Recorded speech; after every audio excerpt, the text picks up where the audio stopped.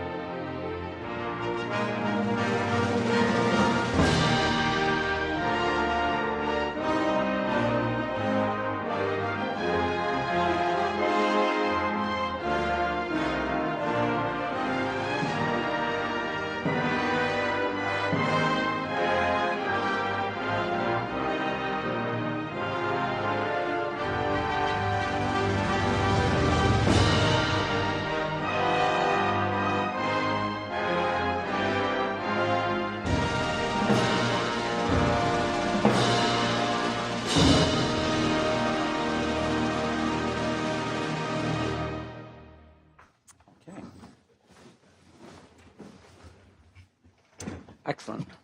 Now, next is the reading of the land recognition statement, and this week I have the privilege of doing that.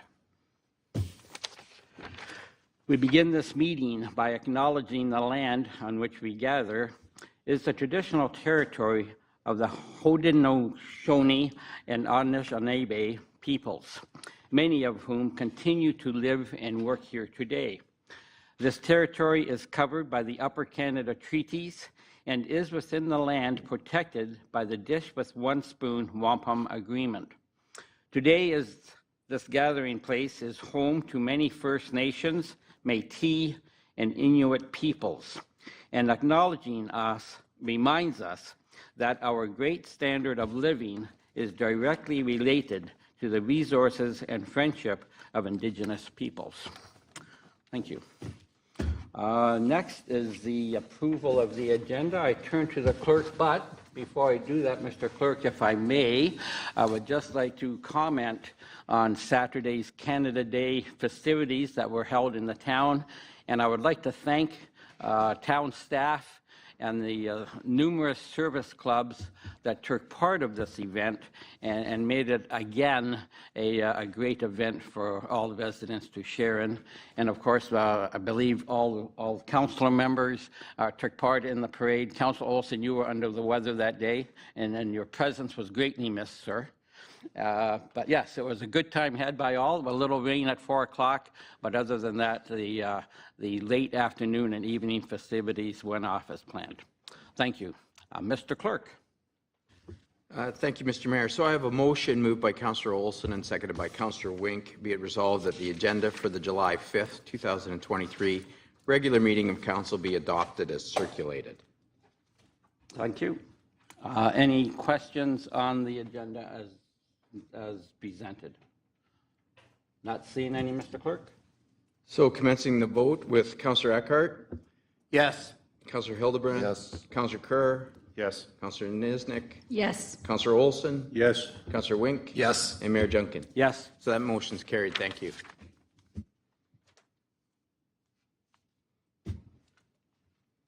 So now moving to item number 5, disclosure of pecuniary interest and general nature thereof. Mr. Mayor. Okay, thank you, Mr. Clerk. After viewing the agenda, however, several hands. First, Councillor Kerr.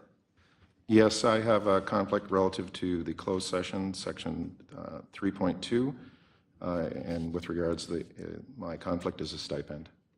Okay, thank you, Councillor. And Councillor Hildebrand. Through you, Mr. Mayor, exactly the same declaration. Thank you. Okay, thank you. Any others? Not seeing any, Mr. Clerk? Sorry, thank you, Mr. Mayor. So now moving to item number 6 on our agenda, delegations. So we have the proposed urban hen bylaw, Mark Korchak, is that correct? No, you have the floor, sir. Through you, Mr. Mayor, I'd like to thank you all for giving me the opportunity to speak here on behalf of Urban Hens in Pelham. I'm a resident and homeowner here in Fonthill with experiencing owning small flocks in the past at previous residences. I'm here in the hopes that we may be able to come up with appropriate bylaws to allow for hens in an urban setting that will work for everyone. In the first delegation last fall, I was informed that the many benefits of backyard hens were discussed. So today I will be focusing on the main concerns that have been voiced, specifically odor, noise, rodents, and the avian flu. First of all, dealing with waste is the standard part of the care of any animal, just as it is with cats or dogs. Coops, especially those with very small flocks, as we are discussing today, are cleaned often enough that no significant odors should arise. However, the proposed licensing system includes provisions for smell complaints, as well as ensures that the owners are aware of their responsibilities. Similarly, rodents should not be an issue for responsible hen owner. Coops need to be predator-proof in order to keep hens safe from even small animals like minks. A well-designed coop prevents rats or other rodents from gaining access to the inside of the coop or the food therein. Hens are generally very quiet creatures, mostly making gentle clucking noises or even purring. At nighttime, they are completely silent. However, once a day, they make what is called an egg song, which can reach up to 80 decibels. To put that in perspective, a dog's bark is in the range of 80 to 100 decibels. So, as dogs are allowed, the addition of urban hens would not impact existing noise levels or conflict with any noise bylaws. Roosters, however, can reach up to 130 decibels, so it would not make sense to include them in an urban environment. A minimum distance from property lines would also address any possible issues that could arise. However, the current 5 and 10 meter distances proposed mentioned in the proposed bylaws are excessive. For example, in Kitchener, they use a much more reasonable 2.5 and 1.2 meters, or the written consent from neighbors where these conditions cannot be met. In addition, the required lot size of 1 acre will ensure that a large number of your constituents here in Fonthill will be excluded from this licensing system. I believe that doing away with lot size and applying a more feasible minimum distance from lot lines, and by having the option to bypass these restrictions with neighbors' consent, will ensure that more people conform to all the other licensing requirements. This would be the best way to ensure that all of your concerns with urban poultry are adequately mitigated. Finally, I would like to discuss the avian flu. My colleague Pam has done much of the research on this and has provided you with a supporting document that I will attempt to summarize in the time that I have left.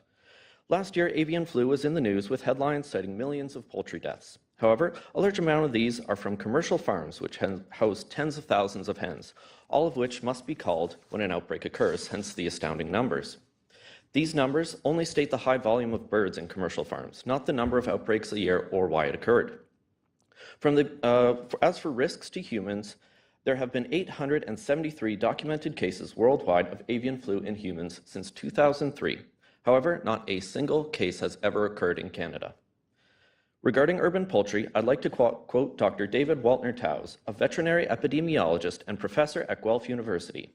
He is a specialist in food and waterborne diseases, as well as infectious diseases transferred from animals to humans. Quote, "The risk of disease transmission from small backyard flocks to people are no higher than those from pet dogs, cats, caged birds, pigeons, and urban wildlife. The general scientific consensus is that the most effective approach to managing the risks related to backyard hens and avian influenza should be similar to those taken for those other pets. Waterfowl, such as ducks and geese, are the natural reservoirs for influenza viruses. So an essential part of preventing the spread of avian influenza is to not let the backyard hens interact with them. The threat of avian influenza is serious but can be managed. In my decades of research and practice, I have found no evidence that a small backyard flock is a danger to the planet or food security." End quote. So as long as chickens do not share water and/or food with waterfowl, avian flu in urban hens should be no issue. As stated earlier, coops must be pest-proof, so no food sharing, and urban hens are not free-range, so no contact with water. Dr. Waltner Tau's expert opinions are available in full in his articles and books that Pam has included in our supporting documents if you would like further reading. Outside of Canada, urban hens are a common thing. We have a growing list of 16 cities in Ontario with bylaws allowing urban hens, and for good reason. They turn food scraps into compost, they give you free, delicious eggs, and most of all, they are great company. To the owners of these small flocks, they see their birds as pets. They love and dote on them the same way we would cats or dogs. Every chicken has its own personality and quirks, and we do everything we can to provide the very best for them. And for this reason, we hope you'll consider adding Fonthill to that list. Thank you. Thank you for your presentation. I'll turn to council and ask, is there any councillor that has questions for the presenter? Councillor Olson? Yes, thank you, Mr. Mayor. Thank you for the presentation and the focus that you put on two areas. I think the setback in the area is probably the area of my concern. I'm satisfied that that the science of raising poultry is long proven. And I had a flock, I think, when I was like 6 years old, so it was pretty easy for me to see what you were aiming for. And all of the hens had a name because you had to have a name so you could mark the eggs so you could get the chicks from the right chicken. So, but I think my hen house was built by my grandfather in 1912, and I think it was probably 40 square feet, and it was in the winter in Alberta, and it was comfortable in there for the birds, and it was easy to clean. It was built so it could be cleaned, and I didn't have the benefit of an education program like you appear to have set up. I relied on the 4-H and showing my birds at the local fair in Stettler, Alberta. So that was my experience, and it's always been a good one. But I would be interested in hearing what you have to say about the acreage and the setbacks, if you wouldn't mind. Thank you. Through you, Mr. Mayor, to answer Councillor Olson's question. Yes, so we do have in the proposed bylaws some educational material regarding the care of poultry and how to, I guess, clean up after them in any ways. So owners should be well aware of their responsibilities and how to keep a clean coop, and this would prevent any smell or odors from arising. So I think with the setbacks that we currently have, the 5 and 10 meters, they're quite excessive for what would be a very small sort of issue. So in Kitchener, they have that 2.5 and 1.2 meters. That should be more than enough to prevent any odors or anything like that from going over to neighbors' yards or anything like that. Okay, thank you for that. Thank you for that. Oh, Councillor Olson? Yes, I think the hen house being like 60 square feet, that's not a very big piece of yard to be taken up with a hen house, I don't think. So, thank you. Any comments on the size of the coop stipulated? I believe that the size of the coops as listed in the proposed bylaws, they're quite small. We're not talking about quite as large a coop as Councillor Olson would have had. We're only talking about a maximum of 6 hens, so they don't really need too much space. I believe it's 10 meters squared, very small, so less than the size of most sheds, actually. Okay, thank you. Councillor Olson? Yes, it was a relatively small building, but it had a floor in it that was removable in the summertime, and we moved the chicken coop around the yard, and they lived off the weed seeds and ticks and that type of thing. So, and we moved it back and forth in the garden with a tractor. Yes. I believe our stipulation in ours is probably a stable chicken coop, I believe. Yes. Okay. Any other questions, comments? Not seeing any. Thank you for your presentation. And I turn to the clerk. Thank you, Mr. Mayor. So I have a motion moved by Councillor Kerr and seconded by Councillor Niznik. Be resolved that Council receive the delegation from Mark Korchak regarding the proposed urban hens bylaw for information. Okay, thank you. Again, any further comments on the presentation? Not seeing any? Okay, commencing the vote with Councillor Hildebrand, Yes. Councillor Kerr, Yes. Councillor Niznik, Yes. Councillor Olson, Yes. Councillor Wink, Yes. Councillor Eckhart, Yes. and Mayor Junkin. Yes. So that motion's carried. Thank you.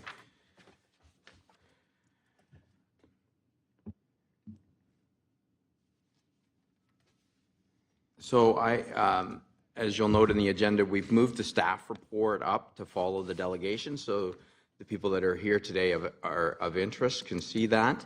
I have a motion moved by Councillor Kerr, seconded by Councillor Olson. Be it resolved that Council receive report 2023-0152, backyard hen licensing bylaw for information, and that Council direct planning and bylaw staff to prepare a licensing bylaw to permit, regulate, and license hens in the town of Pelham for the next council meeting. To you, Mr. Mayor. Yep. Thank you, Mr. Clerk. Any comments on the staff report in front of us at this time? Councillor Olson. Yes, through you, Mr. Mayor. When writing the report, would it be possible to reconsider the setbacks and the area required?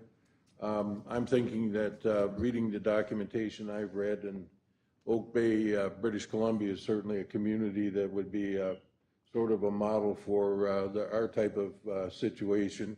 I'm thinking something more in the order of 2 meters or 2.5 meters, something in that order. So I will direct that question to the planning representative this morning.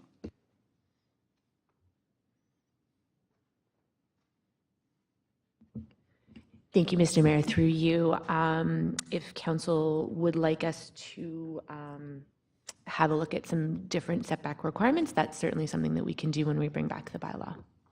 Okay, thank you. And I believe, Mr. Clerk, that a motion would be required at this time? A motion would be required if council definitively wanted to set the parameters for setbacks. Okay. If you're willing to have staff come back with some more information, then you wouldn't need a motion. Okay, is that correct, Mr. CAO? Oh, that's correct. Procedural advice. I think you might want to discuss it a little Yes. further prior. I don't know if you've unanimity or Okay. where you Well, might disagree, but I was thinking if we had the motion on the floor, and then it would either be, then we would vote on the motion. Or, as you will. I don't think everyone's had a Oh. chance to speak Oh, yet, and okay. you may have a wide Excellent. range of opinion Yep. on this. I really Okay. have no idea where you lie as a group. thank you. So then we will turn to Councillor Kerr. Thank you. Through you, Mr. Mayor. Just as a side note, the city of Niagara Falls has a side yard setback of almost 5 meters. It's 15 feet, and they have a setback of 25 feet from the rear lot line, which is 8 meters. So the suggested 5 and 10 meters are not really unrealistic compared to another municipality within the Niagara region.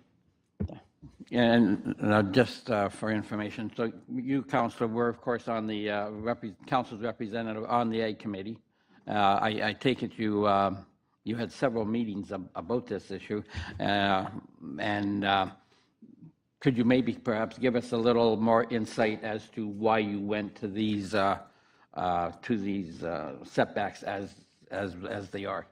Again, just as you stated, just you compared it to other cities.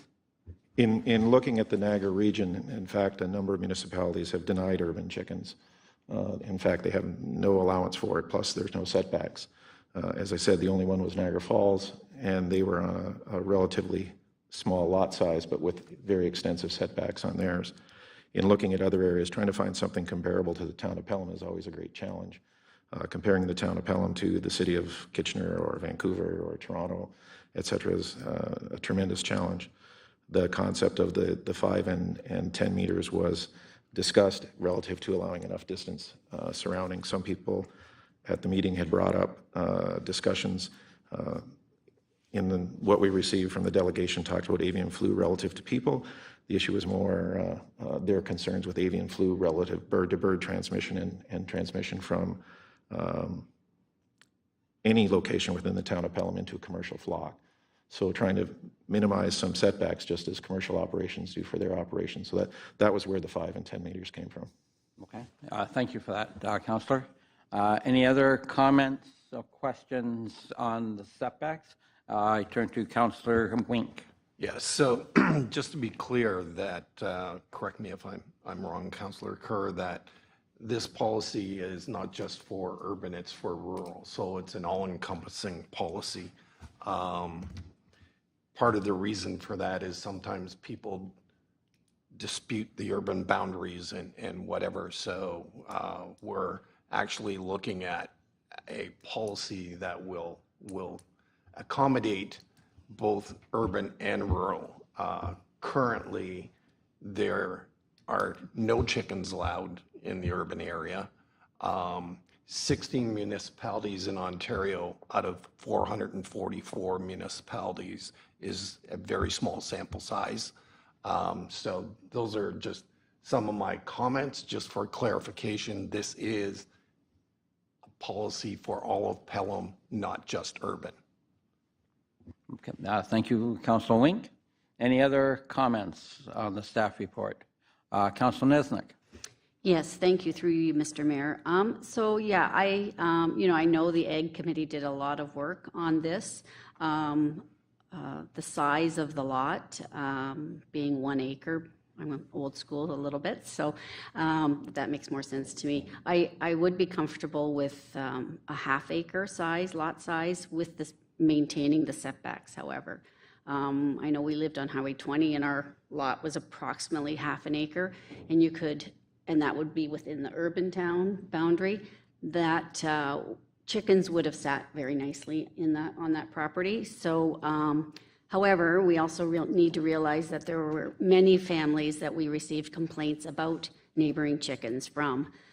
So, we have to make sure we're respectful to all folks who live in towns. So that would be the only change that I would either support or recommend. Otherwise, I'm quite happy with how the bylaw is written as is.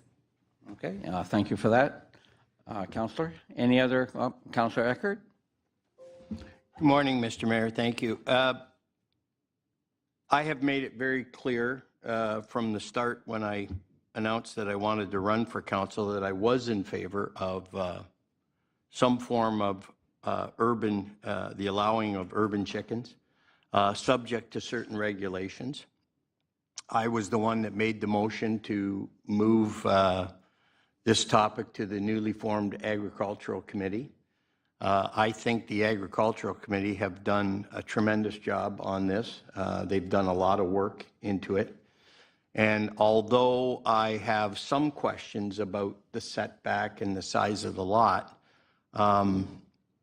I think it's a good compromise, let's say, to be allowing this to occur, but still keeping in mind the complaints and concerns of neighbors regarding the chickens. We're not going to make everybody happy with whatever decision we make. And certainly, as we've already seen in this term of council, if we, I think my first step is to get this passed, to allow these. And then if down the road we find out that we could change some things in the bylaw, then we can always bring it back to council. And that could be the lot size or the setbacks, whatever it happens to be. So that's my comments.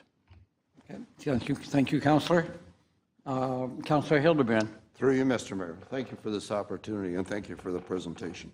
It's really informative. I've sat on, this is my second term on council. This is the fourth time we've dealt with urban chickens, so to speak, or chickens in general.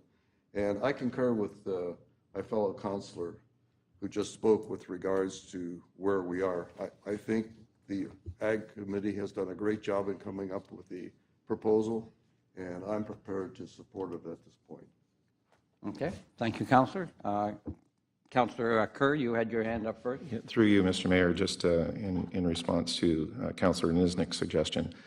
One concern came when the reduction in the size would be with the setbacks that your amenity space in your backyard would be severely compromised. So if someone has that particular lot at that size with those setbacks, it really shrinks where, where something could be located. So that was part of the rationale of going to the 0.4. Okay, thank you for that clarification, Councillor. Councillor Wing? Yes, through you, Mr. Mayor, to either Planning Department or the CAO. Can someone request a minor variance the property size or side yard setbacks? And also, how will enforcement of the requirements be monitored, or will this be complaint driven? Okay, thank you, Councillor. Any other comments? Well, I'm sorry. Oh, I'm sorry, back to, I'm sorry, left. Go ahead to the Planning Department. Thank you, through you, Mr. Mayor. No, because this is a licensing bylaw, there are no opportunities for minor variance for any of the setbacks or any of the requirements in the licensing bylaw. In terms of enforcement, that would be done through our bylaw enforcement division. Okay, great. Councillor? Okay, any other comments? Councillor Olson? Yes, through you, Mr. Mayor, to planning. This does not apply to like somebody who's raising competitive poultry, is it, or for showing, or is that correct? I don't know. To the Planning Department, Leslie? Thank you, through you, Mr. Mayor, to the councillor. No, this would not apply to any normal agricultural practice. So if someone has a commercial flock, they would obviously not need to be licensed. It's simply for folks that are where agricultural uses are not permitted on their property at this time. Thank you, Mr. Mayor. I should have said if you're raising birds to put on show, like a small flock for show at a fair, say, does it apply to that as well? Through you, Mr. Mayor, it would really depend on the use of the property. So if the property is zoned for an agricultural use and they are raising show chickens for that purpose, then that would be totally fine. If they are not, and they have their six, if this licensing bylaw were to pass, they could still use them for show purposes. So it depends on what the property is, or what uses are permitted on the property based on the size, the location, the zoning, etc. Councillor Kerr? Yes, just to clarify, this is a laying hens bylaw, not a breeding birds licensing situation, just so you're aware. Okay, thank you again for clarification, Councillor. Any other questions or comments? So I have yet to make any comments. I guess my comments are, as you all know, I'm a country boy, born and raised in North Pelham, and my feeling is everyone should have chickens. But after becoming a member of council, and especially after becoming mayor and seeing some of the situations that were occurring in the town, and hearing other people speak the other side of the fence, that they did not spend $1.5 million to buy a property in an urban area to wake up in the morning to smell chickens on the other side of the fence. There are obviously lots in this town, new lots especially, that they're in this minimum lot size. I have to agree with that. It just makes so much sense. There's places in this town that in this area you could probably have forest backyards converging on a single point, and it's not correct. It's not right that someone's right to a clean backyard or a fresh backyard is overruled by someone else's right to go have chickens. Somewhere along the line, we have to have a rule. As everyone knows on this council, we definitely are not going to walk away with everyone in town happy. I know that the Agricultural Committee did indeed spend a lot of time on this. I'm definitely for minimum lot size myself. I think that the boundaries are somewhat excessive, but how much are we going to reduce those? And I don't think there's any flavor on this council for a reduction, quite honestly. We will find out if Council Olson does indeed put forward a motion. But yeah, it's, we spend a lot of time on this, and it's just, we realized at the beginning that no one, it was impossible to make everyone happy. We had to come on something that went by health, community as a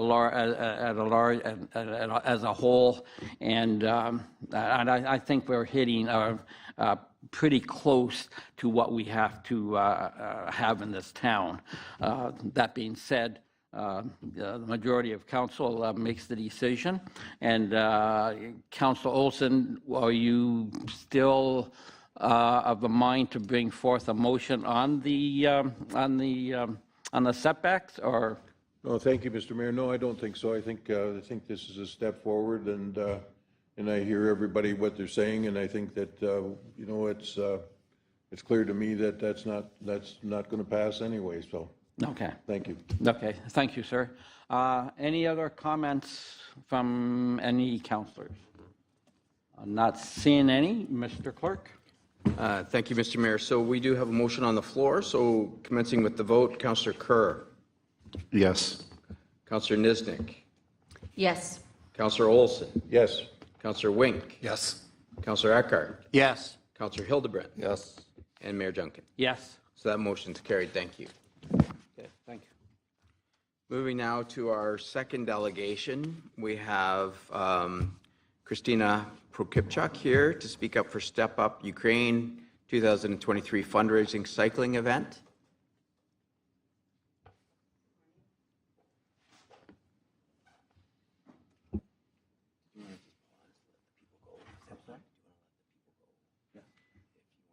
Okay. Okay. So we will hold proceedings for a minute, and anyone here who is just a chicken delegation, by all means. Yep. And thank all of you for coming out. We really do appreciate it. Everyone came for the chickens, I guess. They're rushing home to watch it. Yeah. And you now have the floor.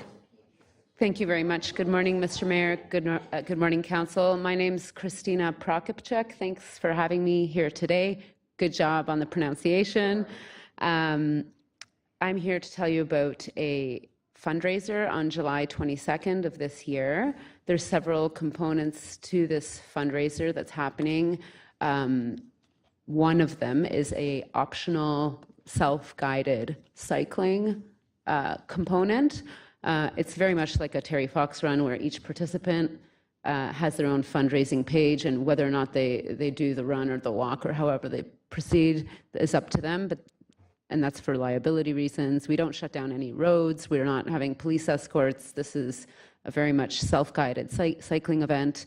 We're doing it that way so that as much of the money that we're raising as possible goes to where it is needed most. Last year, we hosted this cycling fundraiser and raised money for a Ukrainian-Canadian charity called Help Us Help. I'm not sure how up-to-date everyone is. The slide's a bit small there, but I'll read it out for you. Really 23 million people left Ukraine. A bunch went back, and the net difference is about 10 million people have left Ukraine since Russia's full-scale invasion on February 24th, 2022, and that's about 1/4 of the population of Ukraine. It's significant, and in that number, about 50% of children have been displaced from their homes. 1/4 of Ukrainian children are outside of Ukraine. I've met many of them myself, and many of them are here in Niagara. Assistance is still needed for ongoing relocation support, humanitarian aid, mental health support, and Help Us Help, the charity that we raised money for last year.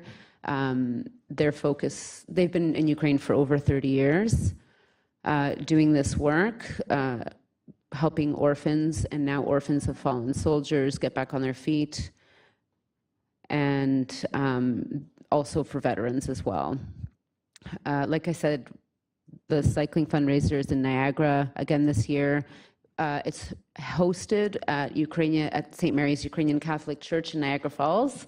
And the reason I'm talking to everybody here today about it is part of the self-guided route on the 60 and 120 kilometer routes come through Pelham.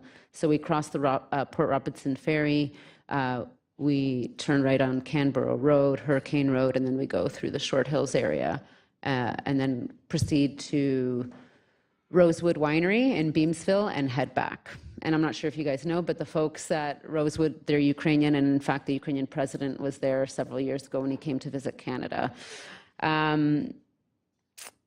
Last year, our goal was to raise $30,000 for humanitarian aid for Ukraine through Help Us Help, and we raised over $100,000. So that blew us away. We were not expecting that. All that being said, we know that it's going to be harder this year to raise that money because the war in Ukraine is not so interesting in the news anymore, and that's just a matter of attention spans and us having a lot on our plates. But we're not discouraged, so we're going to continue and proceed with that same goal this year. Last year we had 70 participants over the 2 different distances. We had a 20K route and a 120K route, and this year we're introducing a 60-kilometer route. So if there's any cyclists in the room who don't want to do 120 but are up for a 60-kilometer route, you could always end up at Rosewood Winery and call it a day there. Before I forget, I should mention that the ladies at the church at St. Mary's, they make Ukrainian food and they donate all of those efforts. So the food sales also go to fundraising. So after the ride, the kitchen opens around noon and you can have pierogies, cabbage rolls, borscht, and all of that goes to fundraising as well.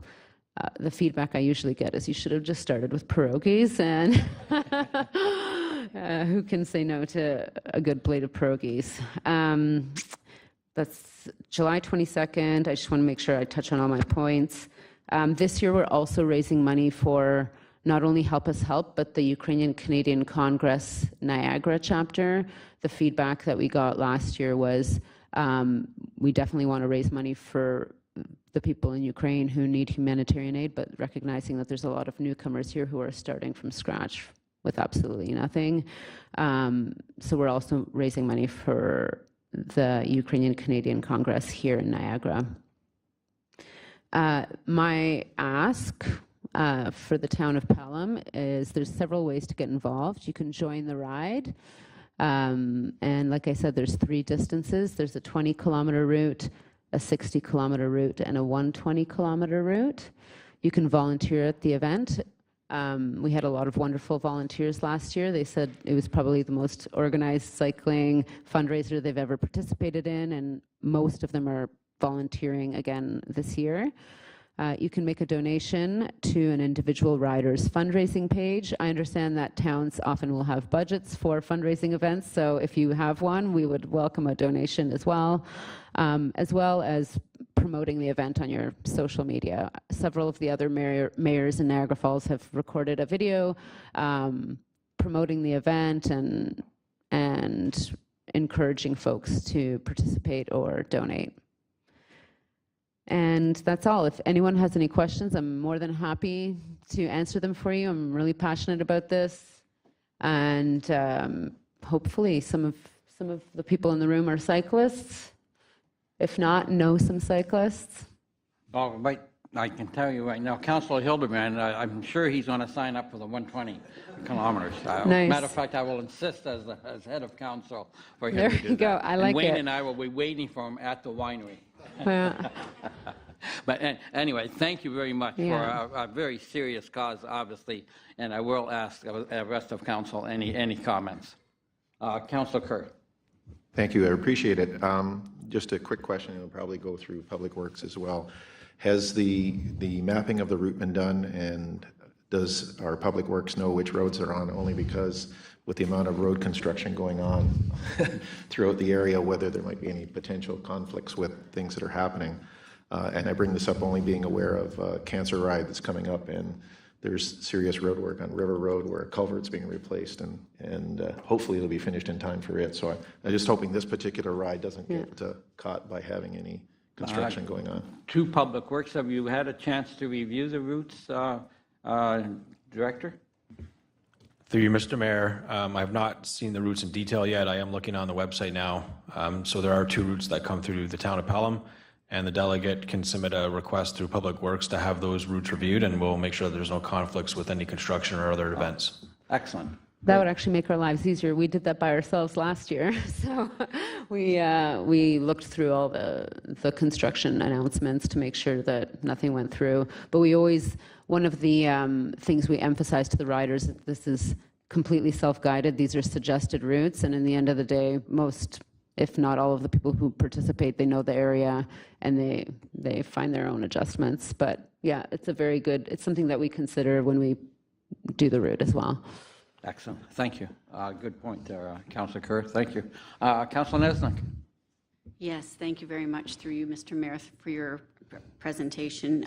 Being married to a Ukrainian, having Niznik as a Ukrainian name, and so having a granddaughter who's 9, I would probably like to ride in it, but I think 10 kilometers would maybe be too much, probably not for her, but for me on my bicycles. So could we just make up our own little route? If we register with you, we don't have to do the same route?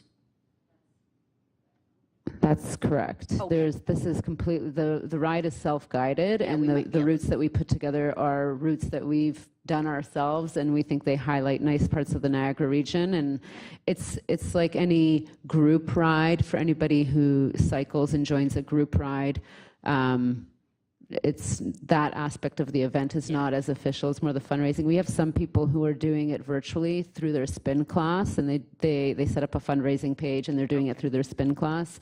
We have some people who are doing it on a different day entirely, but they want to be part of the campaign. Beautiful. So absolutely.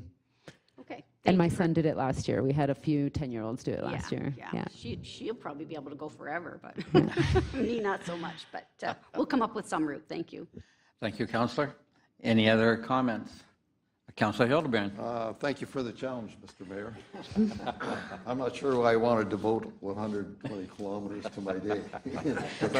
Train and more train. That's right. Not that I can't do it, but it's a long day. I appreciate your presentation.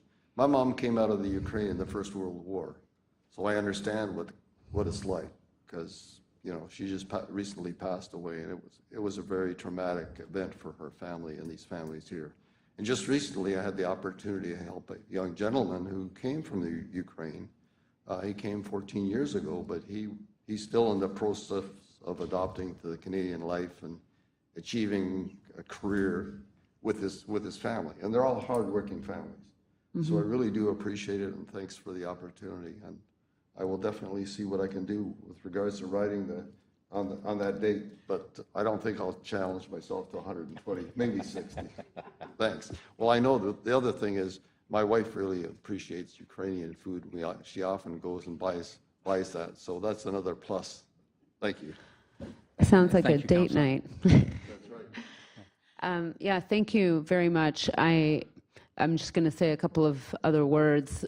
Apologies for my footwear. I'm actually coming from a campsite. I'm camping at Selkirk with my family right now, headed back right after this. One thing I noticed, I brought my road bike with me on this camping trip. I brought it last year. Last year, there were Ukrainian flags all over the place. I was cycling all over the Niagara region, and we saw Ukrainian flags everywhere. And I do believe that where attention goes, energy flows. And this year, it was really sad to see that I've seen one Ukrainian flag on my whole camping trip, biking many hundreds of kilometers. So I don't think that's out of any ill will or anything, but the attention's not there. And I'm pretty tuned in with the news. I'm pretty tuned in with the newcomers. The need is still really, really great. And that's why we're doing this. Like I said earlier, we're not discouraged by the challenge. We're doing what we can to keep the drum beating, and I appreciate the opportunity to come talk to all of you today about it. Excellent. Any other comments? Not seeing any. Again, thank you for your presentation. Obviously, I'm hoping you actually had great support last year, Yep. expecting 30, and you hit the $100,000 mark. Hopefully, the best of luck to your group this year. I can obviously make a campaign pledge that I will be going to your page and either pick out a rider or just donate. I will be making a pledge. It's very tragic. And that's underestimating what's going on over there. And if we can step up and help in any way, I think it's great for you to give us that opportunity. Thank you. Thank you. And with your permission, I've got some posters in the car. I'm going to leave them at the front desk downstairs. So if anybody wants to grab one on the way out, I've got flyers for our event with all the information as well. I better talk to my CAO. Is that for her to drop off flyers at the building? Certainly, we are a center for the community and for information for all, so it's entirely appropriate. Thank you. Okay, great. Thank you. Okay. One last call for questions. Not seeing any. Again, thank you for your presentation. To you, Mr. Clerk. Thank you, Mr. Mayor. I have a motion moved by Councillor Niznik and seconded by Councillor Hildebrand. Be it resolved, the Council received the delegation from Christina Prokipchuk regarding the 2023 Step Up fundraising cycle event for Ukraine for information. Okay, thank you. Again, any other comments on this? Not seeing any, Mr. Clerk. Starting the vote with Councillor Niznik. Yes. Councillor Olson. Yes. Councillor Wink. Yes. Councillor Eckhart. Yes. Councillor Hildebrand. Yes. Councillor Kerr. Yes. And Mayor Junkin. Yes. That motion's carried. Thank you. Okay, thank you. Next item on the agenda, we had a cancellation. Mr. Stephen Sues was scheduled for a delegation. He's advised us that he'll be attending the region with his issues and concerns. He thinks it's more appropriate format. So moving now to item 7 on your agenda. I have a motion moved by Councillor Wink and seconded by Councillor Eckhart. Be it resolved that the following minutes be adopted as printed, circulated, and read. C-12 2023 regular council meeting from June 21st, 2023.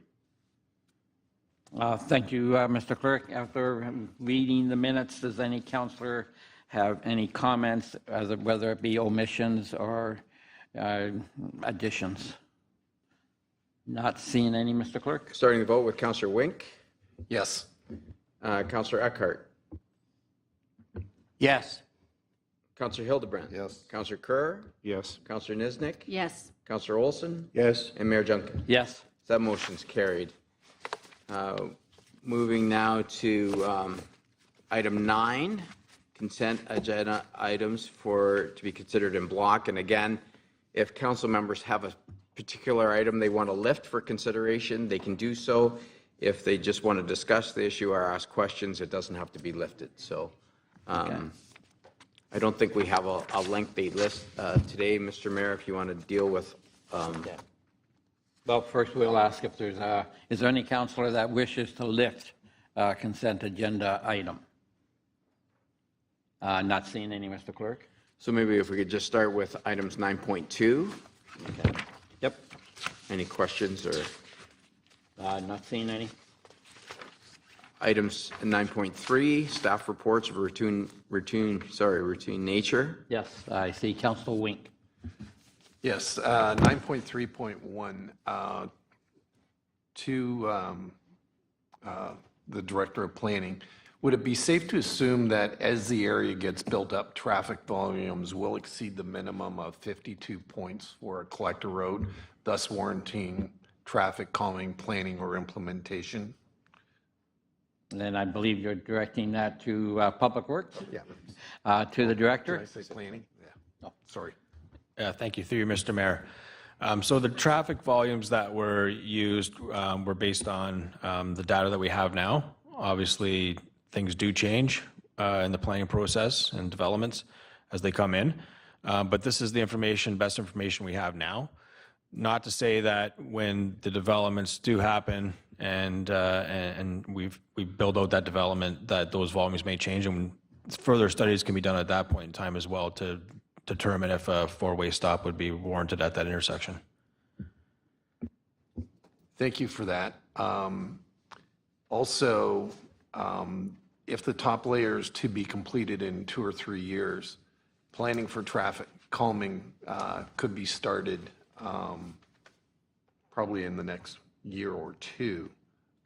So we've got an idea on once that gets implemented, that we've got a plan in place, that we're not backtracking once it's done. Through you, Mr. Mayor. Absolutely. Staff can start planning for some more hard measures, I call them. There's definitely an opportunity, I think, in the meantime, to do some passive measures such as signage, line marking on the existing pavement surface. But when you start doing some less passive measures with respect to curb bumps, bump out, stuff like that, and you want to do that in advance of the final resurfacing, which is not going to happen until the development has taken place, so we don't want to be cutting through a new road that we pave. So once that development happens, we'll be planning for the repaving of that road, final surfacing, and at that time, there may be opportunities with respect to doing curb bump outs, islands, that type of stuff that would act as calming measures. But in the meantime, I think there's some opportunities to do some line marking and signage in the interim. Thank you. Okay. Thank you, Councillor. I see Councillor Nesnick. Yes, so thank you through you, Mr. Mayor. I guess just some questions for Public Works as well for Mr. Marr. So I realize that so the scoring was done and the practice of doing that, I understand, and but I just am still concerned that the residents are really concerned about the traffic, and it was acknowledged in the study that the eastbound traffic does go faster, so going out of Fonthill is significantly higher, and that's probably due to the fewer signs that are there right now. So I'm just wondering, like, my question to you, I guess, first of all, is Quaker Road considered a collector road? To the Director. Through you, Mr. Mayor, yes, Quaker Road would also be considered a collector type road running east-west. Great, thank you. So when I compare the stops that are along Quaker Road, there's one at Quaker and Haste, Old Quaker and Effingham, and then another one further down towards Fenwick. So just wondering, like, how those were scored when a four-way stop was determined, whether it's because it's all, like at Effingham and Quaker, I find it hard to believe that Effingham would have the high volume of traffic required to cross that road to create a four-way stop there, when in similarity, it would be along Station Street would have similar traffic patterns, with the Quaker Road being the busier one, Port Robinson being the busier one, and then the offshoot having that. So, you know, putting this, I know that you go make decisions based on studies, but putting studies aside, is there something in the meantime, because it's going to be a 2 or 3 year wait for these residents, is there something you can put in, a temporary stop sign or a temporary, boost up that line marking and hopefully maybe narrow down the lines along the road or something to give that perception of the road narrowing to hopefully create some decreased traffic speed? That's the main concern. And then it's also very messy along there in terms of mud and dirt, and that's all ongoing due to the construction, I understand. But it's just a very messy road, and for them to have to live another 3 years with this mess and this speed is really quite intolerable for them. So just trying to figure out a way to help them out immediately, since we're not going to be finishing that road for 2 to 3 years. Any suggestions? Okay, thank you, Councillor. To the Director. Through you, Mr. Mayor, thank you for the question. To answer the first part, some of the intersections that he identified, I don't know if we have data on that. Those predate me and are from some time ago. We can definitely look into seeing what information is available and report back to council with respect to the warrant studies for those intersections on Quaker Road. With respect to Port Robinson Road, what we can do in the interim, we are planning to do some line marking, narrowing those lanes, painting shoulders in there so that we kind of give the driver the impression that narrower lanes reduce traffic speeds. So that's the intent. I would recommend against any installation of any temporary stop sign once they're installed, especially in a place where they're not warranted, very difficult to remove. So I would definitely recommend against that. There's possibilities, options that we could install some more digital speed enforcement signs. Heading west, we have it coming into the town as you approach Station Street.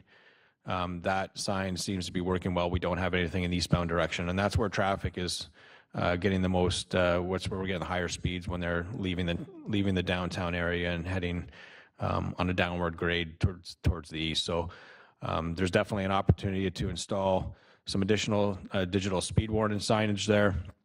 And then the consultant also had recommended possibly the use of vertical deflectors down the center lines. We have done this in the past. We had this actually installed on Pelham Street. Those were not successful in that location. They were removed. It does become a maintenance issue for our public works staff for sure. They have to be removed in the winter for plowing, not for obvious reasons. So that's another option. That's kind of a low-cost, temporary type measure that could be implemented. At this point in time, we're not recommending that as well. We recommend more of the line marking, some additional signage for now, and then see where the development, how that happens, progresses, and then look at, do we have opportunities to provide some more hard measures with respect to curb bump outs and that type of stuff when we do the final resurfacing on that road. Councillor? Okay, thank you very much. So, yeah, if we could, I don't know, do we need to make a motion to spend the funds for that in terms of line marking or increase, that sort of thing, or direct staff to do that? To the CAO? Staff will do whatever council directs us to. So Public Works would take that as a staff direction then? No, look, well, to be clear, our director's being very polite, but we're not recommending doing anything, I think. That being said, I'll turn it back, to be abundantly clear, you have the traffic data and you have advice from our engineer, which is to do nothing. That is our position. Right? That is informed by multiple engineering types have taken a look at this, and it's to not take action. Right? That is what this report is saying. That is what the staff report is saying. And unlike many other things we do where we substitute, ultimately you make value-laden decisions, here you have fairly clear direction, fairly clear, strong advice not to do anything at this time. And I just want to be abundantly clear that is our recommendation.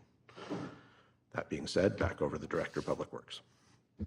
Okay, any further comments to the Director? Through you, Mr. Mayor. Yeah, exactly.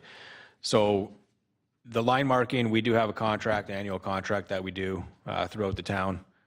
So definitely there's plans in place to do some line marking, repaint the lines on Port Robinson Road, install proper crosswalks at Station Street, painted crosswalks. Those activities are in the budget, in our operating budget this year, and those can be completed.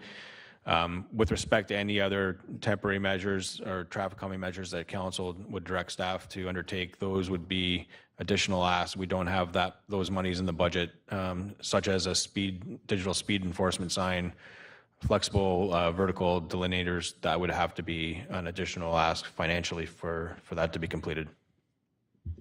Okay, great. And one other thing that the Councillor Nesnick brought up was the mud on the road. And again, as she noted, we realize it's a construction zone, but are they not, if the situation, no, let's go it this way, they are allowed, they have to clean the road if they put excessive mud on it, do they not? Through you, Mr. Mayor, yes, the developers and the builders will be responsible for that. So staff, both planning and public works staff, when we're aware of non-compliance issues with respect to debris and material being placed on the road from construction sites, we'll inform the developers and have them clean that up.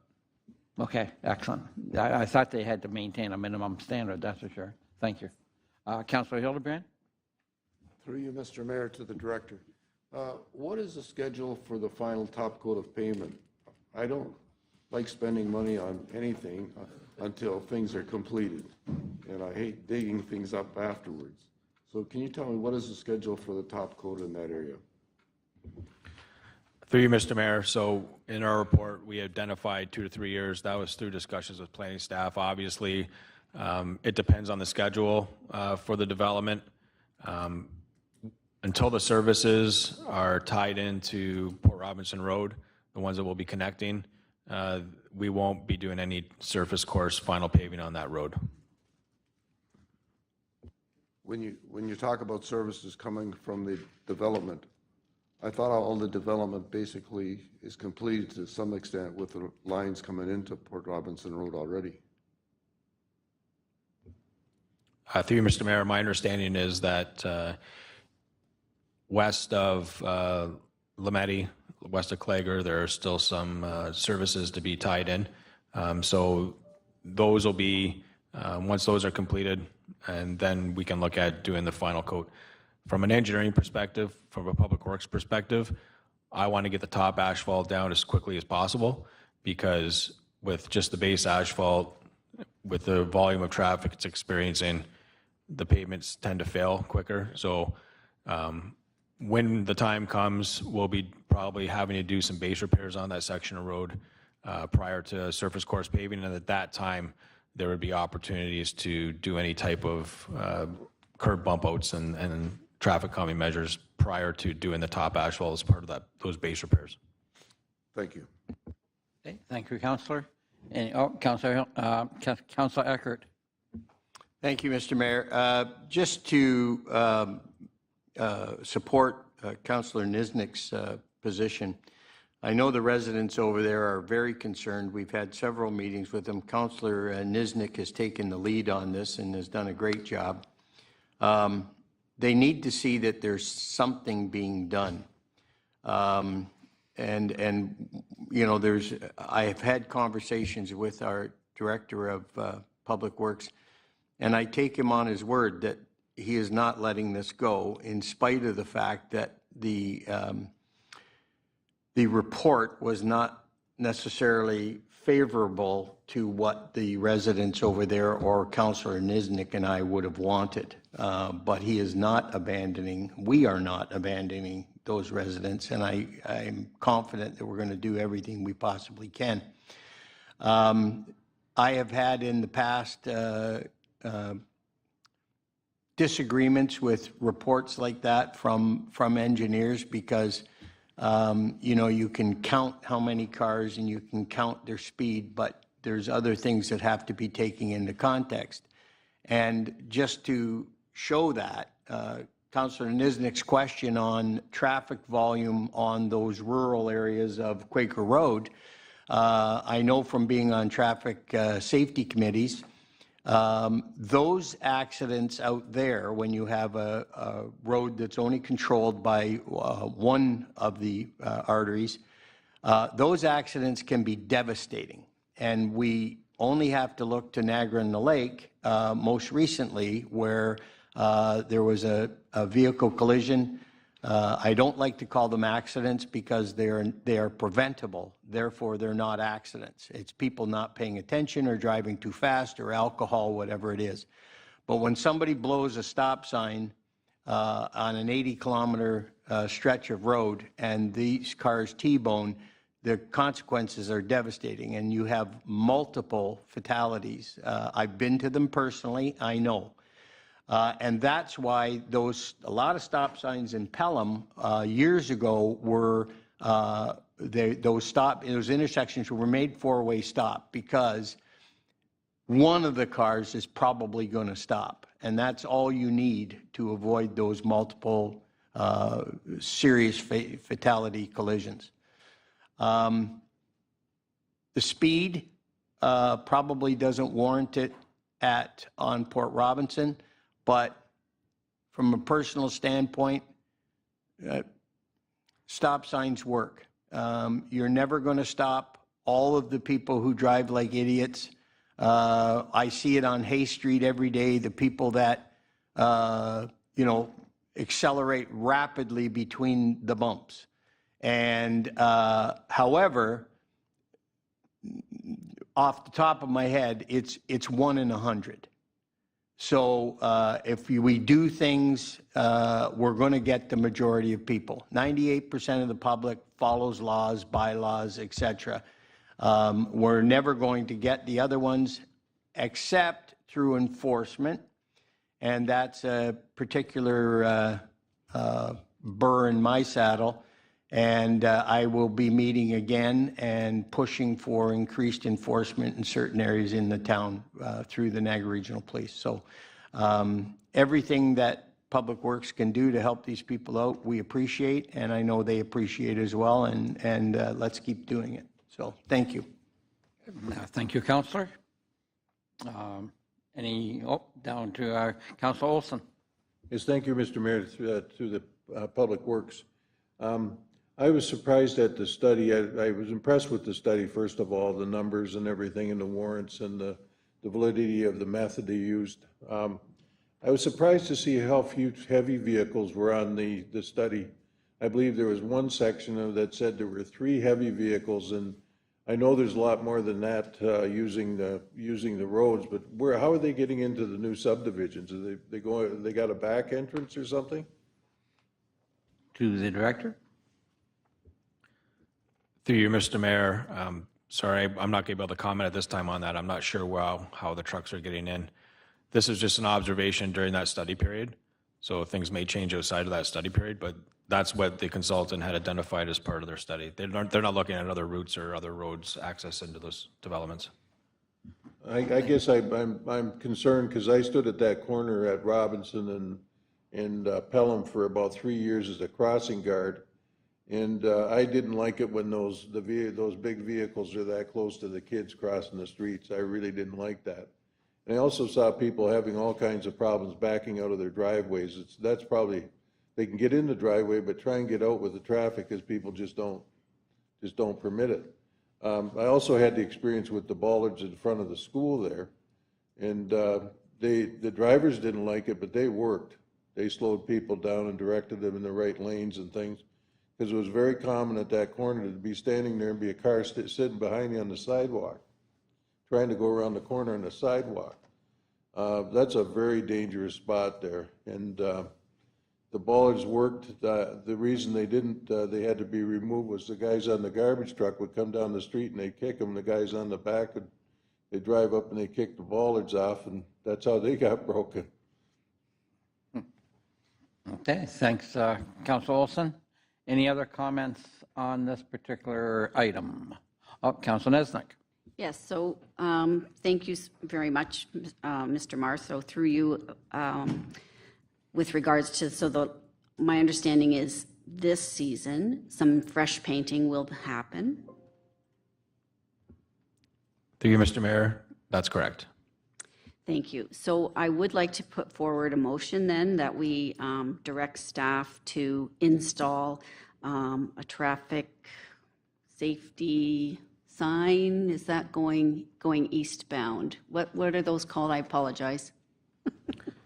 Through you, Mr. Mayor, I believe you're speaking of the digital speed display sign? Yes, that's it. Currently Thank you the very one we much. have heading westbound, and the motion, I guess, would be to Correct. install one heading eastbound. Correct. Or, yes, so I'd like to make a motion that one of those be installed sooner rather than later. And I guess just looking for a seconder on that. Hopefully that will be something to show residents that we are taking this serious. We're moving towards trying to control some speed. And then when we go to finish the road, if we can go into the engineering and make that road a little safer for everybody, that would be terrific. Thank you. Okay. To Councillor Eckert. Yes, thank you, Mr. Mayor. I would support that motion and second it, but I just have a question. When I travel down Port Robinson Road, as I often do, there is a digital speed indicator on the right-hand side of the road traveling eastbound up by the school. And so are we talking about your motion to put another one on that same side going eastbound, but further up, or something coming in westbound? I'm not sure what we're looking at here. Yes, so I was thinking for another second one going eastbound, further down towards Lameti along that stretch between Station and Rice. Thank you. Okay, so first of all, we need a seconder on this motion. Okay, and Councilor Eckert is seconding that. So debate on the motion before us. Councilor Wink. So thank you, Mr. Mayor. Just comment on that one speed sign near Glenegg Green School that's there because it is a school zone and it's 40 kilometers per hour in that section. What we're referring to past Station Street is 50 kilometers. Just a question to the Director of Public Works. What's the cost of one of these signs? Because we've gone through this with past council and numerous signs have been put up. So just to remind us on the cost of implementing one of those signs. Through you, Mr. Mayor, the cost of one of the same signs we have up now is about $6,000 Okay, thank you. plus tax. Any other questions on this? Councilor Hildebrand. Through you, Mr. Mayor, to the fellow councilors, are you talking about a permanent sign or are you talking about a movable sign? Well, I would be comfortable with a movable sign so that it's just put one up there.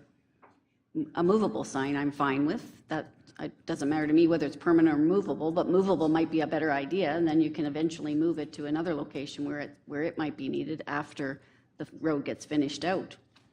Would that be about the same price, Mr. Marr? Through you, Mr. Mayor, we have had experience using the portable signs. Our experience, although our unit was older, there's probably other options out there, wasn't the greatest. The batteries were not the greatest. So what we've been using is it's a permanent installation, but it's not, you can move it. So usually they're attached to poles. They can be moved at any time. Takes about a half a day for our crews to remove that and reinstall it somewhere else. So absolutely, that's the way I would go, would be to have a unit that's very similar to what's out there now and attach it to one of the utility poles. Okay, thank you. I guess if I may ask a question to the director, because we do have numerous signs. I know there's one on Hay Street and numerous signs around the town. And I wonder, is there being studies as to how effective they are? That's what I always wonder. Is and as Councilor Eckert said, you can't beat a cop with a radar gun. That's the first thing. That's the best. But I sometimes wonder just how effective these are. Is there studies? I realize that $6,000 is not a huge amount that we're talking here, but have you ever seen studies as Director of Public Works on the effectiveness of these signs? Through you, Mr. Mayor, I don't have the information available to me at this point in time to comment on the effectiveness of those signs. I know they're installed in other municipalities. We've been installing them. One of the things we can do with this technology is that we can record the speeds into a cloud type system, and we're able to access that data. So it's also a data collector as well. Excellent. Okay, excellent. That's good to know. Okay, any other questions before we have the clerk call the vote? And before we call the vote, perhaps the clerk can read the motion. Thank you, Mr. Mayor. So technically, I think what has happened is Councillor Niznik has asked that this item be lifted. And I just need clarification. So the motion is to install a digital speed indicator. The exact location was where, Councillor Niznik? Yes, thank you. So through you, Mr. Mayor, I would just recommend, we'll take Mr. Mars wherever he feels it's most suitable along that section of road where the speed probably comes up to the hill to after they stop at Station Street, probably, halfway down with that. I'll leave that up to the engineering department to decide on that, where it's best located. So that's fine. Just for clarification for the minutes, so we're talking about Station Road between Station and Rice Road. Station and Rice. On Port Robertson. Thank you.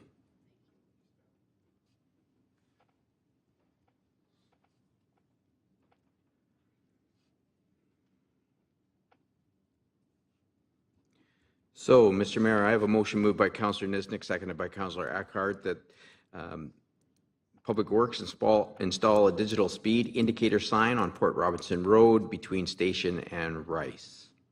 Does that capture it? Okay. Again, after hearing the motion, any other comments? Councillor Kerr? Just to help out the CAO and the director, do we have to indicate to allocate resources for that? Since this is above and beyond the original budget? It's one sign is a reasonable quantum that I'm sure we can absorb from current operating budgets. Beyond that, I think you'd start hearing some objection from your staff. I think we can do this for one. What really matters is that we keep our signs spread out around town, because traffic is never just one neighborhood. It's always a logical system. And you can't, if you focus on one part, you do it to the detriment of the rest, and it still impacts that one part. So we always have to look at this as holistically. I say that as the non-engineer, but 20 years of this has taught me that you got to do this one holistically. That being said, we can afford one more. I'm sure we will find the resources. Ms. Quinlan Murphy's amazing at that. Awesome. A+. Thank you. Okay, thank you, Councillor. Any other comments before we call the vote? Not seeing any, Mr. Clerk? Thank you, Mr. Mayor. So starting the vote with Councillor Niznik, Yes. Councillor Olson, Yes. Councillor Wink, Yes. Councillor Eckhart, Yes. Councillor Hildebrand. Yes. Councillor Kerr. Yes. And Mayor Junkin. Yes. So that motion is carried.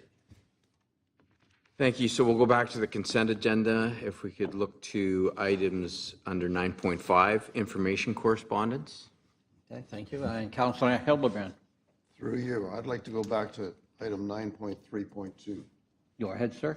The question I have there is through you, Mr. Mayor, to the CAO.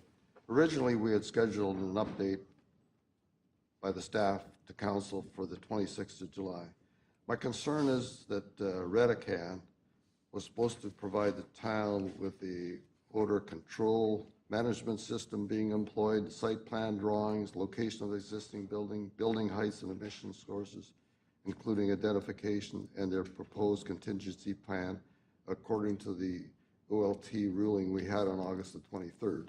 My concern is that it's been a long time, and maybe he could comment as to where we are and what the next steps will be.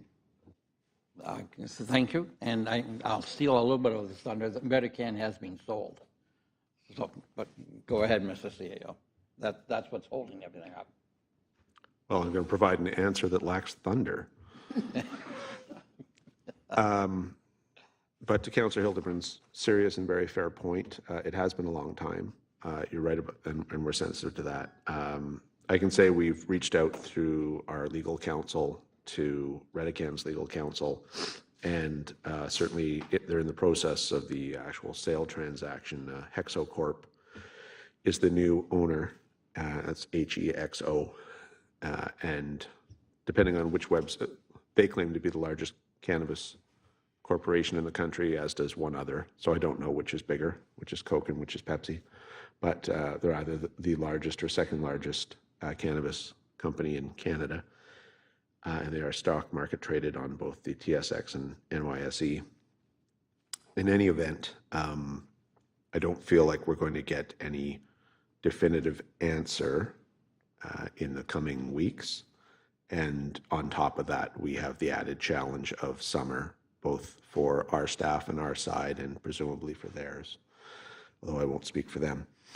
Accordingly, you have this memo before you where we're recommending we come back to discuss this item in September, because I think we'll have realistic, reliable answers at that time. And I just ask for some forbearance. I'm not sure we can get an answer that would, either way, that we would be able to fully rely on between now and then.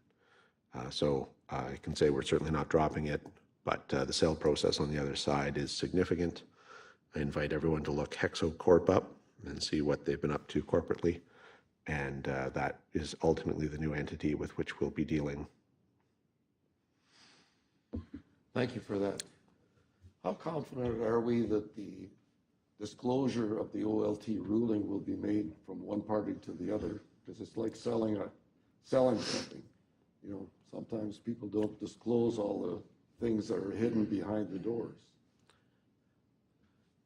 Well, it's generally the lawyer's job to determine that, and I always think lawyers get most things right, but that's built-in bias. In all seriousness, Hexo Corp, I'm looking at its website as we speak, and they proudly announce both the purchase of Redecan and describe Redecan's products as part of its overall corporate umbrella.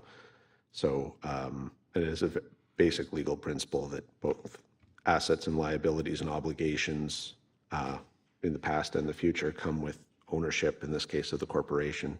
That's sort of corporate law 101. So I certainly think that the deal we have in place with Redecan will transfer to Hexo Corp that purchases both the good and the bad that comes with owning something. Not that this is either of those, but that should naturally flow. In any event, I wouldn't want to give more of a legal opinion than that. We'll cross those bridges when we come to them if necessary. I don't think we can give you coherent answers upon which you could reasonably rely until September. And that's the purpose of the memo before you today. Thank you. Okay, thank you, Councillor. Any other, I see Councillor Olson. Yes, thank you, Mr. Mayor. It may be hard to believe, but I can't really hear the CAO when he talks here, because I can hear everybody else, but I can't hear him for some reason. So I missed most of that. I got enough of it to be able to say that I understand, but it's not. I have to strain to listen. Again, on 9.3.2, I agree with Councillor Hildebrand. The pressure has to be put on and stay on before they'll respond and react to us. I have a little request, though. On the 26th of July, I believe, was the day that the report was to come back. And if it's possible, I would like to make it August 16th, if that is a possibility, simply because I won't be here and I'd like to be part of it. So, Would September 6th be better for Councillor yeah, Olson? Well, whatever. I only picked August 26th because it was the next one. So, I'd love to recommend September 6th. That's certainly the date we'd like to target from the staff perspective, if we may. Okay, yeah, thank you for that date then, Mr. CEO. And you're satisfied with that, Councillor Olson? yes, thank you, Mr. Mayor. Okay, Mr. excellent, President. thank you. And Councillor Hildebrand? Yes. Okay, thanks. Okay. Any other, go ahead, Councillor Kerr. Yes, I concur with the 6th of September. I won't be here on the 16th of August, so deferring to that point. And I think it gives staff more time to, the entire summer to get things together, and hopefully on the other side, the legal closing and everything else will actually complete, and then we have a better situation. Yeah, exactly, yes. Okay, any other comments on that particular item? Not seeing any. Any comments on, as we move into the information correspondence, any comments on those items? Councillor Olson. Yes, Mr. Mayor, through you, the 9.5.2, the agreement of services, the term selected is 5 years. Is it customary for us to make arrangements and agreements of this type beyond the term of council? And secondly, schedules for services are blank and the user fees are blank. And I would have thought that the terms and conditions would be an important part of any agreement, and it's being blank leaves it kind of something that I can't approve or agree with. I'll turn to the CAO. Well, I'm not entirely clear why we produced the copy with the blank schedules at the end, but fundamentally, this is replacing a 5-year agreement. We have agreements, all sorts of different types of agreements, some of which are 5 years, some are 2, and some are 4. NPCA likes to deal in 5 years. I can tell you my personal preference isn't so much 5 years per se, but it is to never have agreements expire during election years or immediately after an election, because there's always, as a number of you have been through, and some of you have been through twice, there's a transitionary period. We have no idea if it'll be a number of people returning or an entirely new council, or usually it's something in between that. But I like to not have significant documents expire either like in the first few months or in the last few months of a term of office, so that new people have a chance to get their ground under their feet, and nothing gets missed, because it's a stressful. The transition period is stressful on everyone, up to and including the staff. And so having a 5-year agreement puts that well past the next election cycle, and it'll be well into the next council's term of office. And if there's anything that's difficult or controversial or needs actual renegotiation, we can do that at that time in a comfortable manner for everyone. So, I mean, that's true. We're talking about NPCA, but actually I try to apply that to any agreement of any significant importance, to not have it expire just before an election or just after. And so this has that advantage, and it's fairly routine document from my perspective, but they essentially enter into the same agreement with all of our neighbors. Thank you. Thank you. Councillor?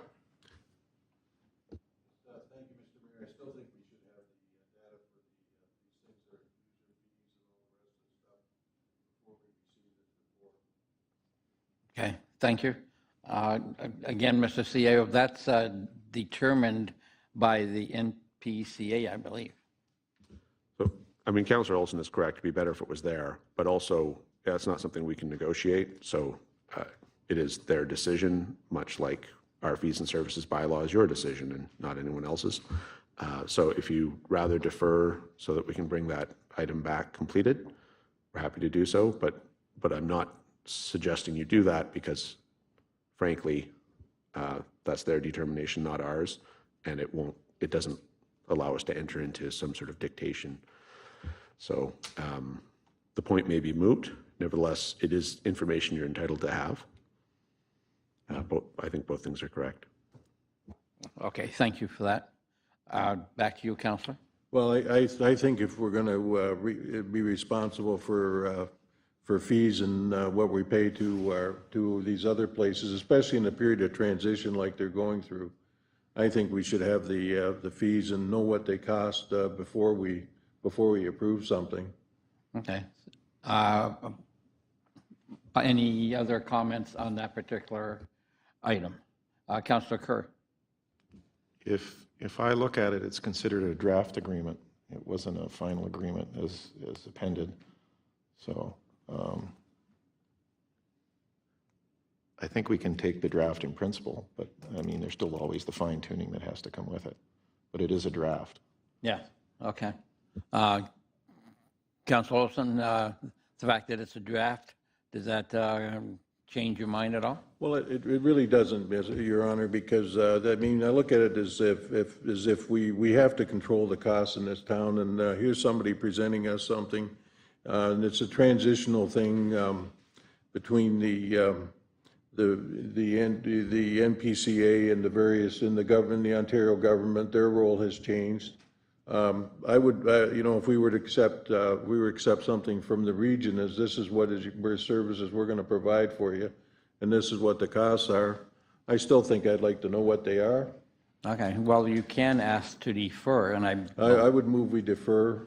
Okay, and then I turn to the clerk for that. Thank you, Mr. Mayor. So if we want to defer that, we can. I would assume that the agreement will be coming back as a bylaw for us to enter into, where we'll have probably the fees and rates incorporated. To the CAO?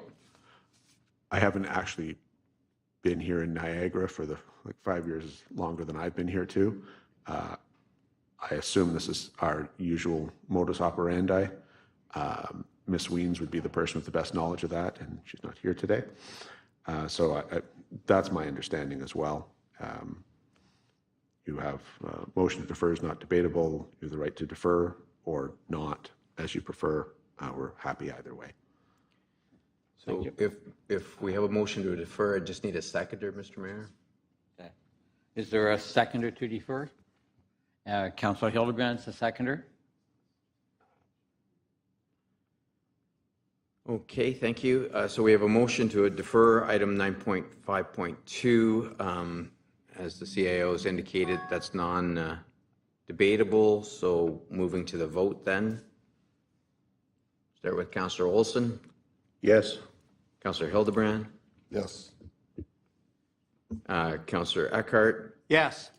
Councillor Niznik. No. Councillor Wink. No. Councillor Kerr. No. Mayor Junkin. Yes. So that motion is carried 4-3. Thank you. Now moving on to item 9.6, the minutes for your information from the Agricultural Advisory Committee. Okay. Any comments on that from any councilors? Not seeing any. Okay, thank you, Mr. Mayor. So I have a motion moved by Councillor Hildebrand, seconded by Councillor Olson. Be it resolved that the consent agenda items as listed on July 5th, 2023 council agenda be received and the recommendations contained herein be approved, save and accept items 9.3.1 and 9.5.2. Okay, thank you. Any further discussion? Not seeing any, Mr. Clerk. Starting the vote with Councillor Eckhart. Yes. Councillor Hildebrand. Yes. Councillor Kerr. Yes. Councillor Niznik. Yes. Councillor Olson. Yes. Councillor Wink. Yes. Mayor Junkin. Yes. That motion's carried. Thanks. I don't know if you want to take a break now, Your Worship? Or- Yes, that would be a great suggestion. Can I make a suggestion? I'm Can we sorry. do the presentation of bylaws, and then when we go into closed session? Oh, okay. So Yep, we're only sure, 4 minutes away from going into closed. exactly. A good suggestion, Counselor. Thank you. So I have a motion moved by Councillor Olson and seconded by Councillor Eckhart. Be resolved that the Council of the Town of Pelham, having given due consideration to the following bylaws, do now read a first, second, and third time and do pass the same. And that the mayor and clerk be and here are hereby authorized to sign and seal the bylaw. Bylaw 40, 2023 being a bylaw to amend Bylaw 13, 2023, confirming various appointments to advisory committees for the term of council, and to appoint an ex officio member to the Pelham Active Transportation Committee. Bylaw 41, 2023 being a bylaw to amend Bylaw number 4507, 2022 being a bylaw to govern the proceedings of the Town of Pelham Council, its committees, the conduct of its members, and the calling of meetings to remove the needs to call for a recorded vote on all resolutions unless requested by a member of council. Excellent. Any comments on these bylaws? Not seeing any, Mr. Clerk? Starting with vote, Councillor Hildebrand. Yes. Councillor Kerr. Yes. Councillor Niznik. Yes. Councillor Olson. Yes. Councillor Wink. Yes. Councillor Eckhart. Yes. And Mayor Junkin. Yes. So that motion is carried. Thank you. So we do have a motion to go in closed session. Do we want to take the break before we pass that resolution? Yes, let's do that. So now we will take a 5-minute break, and when we come back, it will be closed session. So everyone will have to vacate the